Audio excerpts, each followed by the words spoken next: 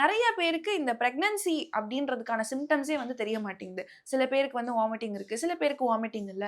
நெறைய பேரு இந்த ப்ரீ மென்ஸ்ட்ருவல் சிம்ப்டம்ஸ்க்கும், பிரெக்னன்சியோட சிம்ப்டம்ஸ்க்கும் வித்தியாசம் தெரியாம கன்ஃப்யூஸ்டா இருக்காங்க. சோ அவங்களுக்குலாம் ஒரு தெளிவான எக்ஸ்ப்ளனேஷன்னா என்ன மேம் சொல்லுவீங்க? முதல்ல பிஎம்எஸ் அப்படின்னா என்ன?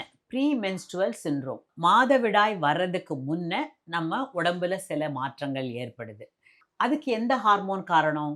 புரொஜெஸ்ட்ரான் அப்படிங்கிற ஹார்மோன். நமக்கு எக் ரிலீஸ் ஆன பிறகு, ஓவுலேஷன் ஆன பிறகு இந்த புரொஜெஸ்ட்ரான்ற ஒரு ஹார்மோன் சுரந்து, அதுதான் இந்த ப்ரீ மென்ஸ்ட்ருவல் சிம்ப்டம்ஸ உண்டு பண்ணும். இதே புரொஜெஸ்ட்ரான் ஹார்மோன் தான் பிரெக்னன்சிலயும் இருக்கு.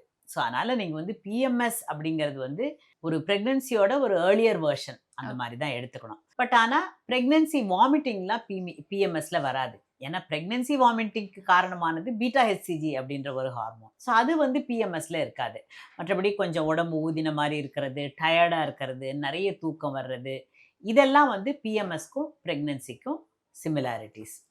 சில பேருக்கு வருது, சில பேருக்கு வராது அப்படின்னு சொன்னா ஒவ்வொருத்தவங்க உடம்பும் தனித்துவம் வாய்ந்தது. அதனால அதே புரொஜெஸ்ட்ரான் ஹார்மோனுக்கு நீங்க எப்படி ரெஸ்பாண்ட் பண்றீங்க, நான் எப்படி ரெஸ்பாண்ட் பண்றேங்கிறது வித்தியாசப்படும்.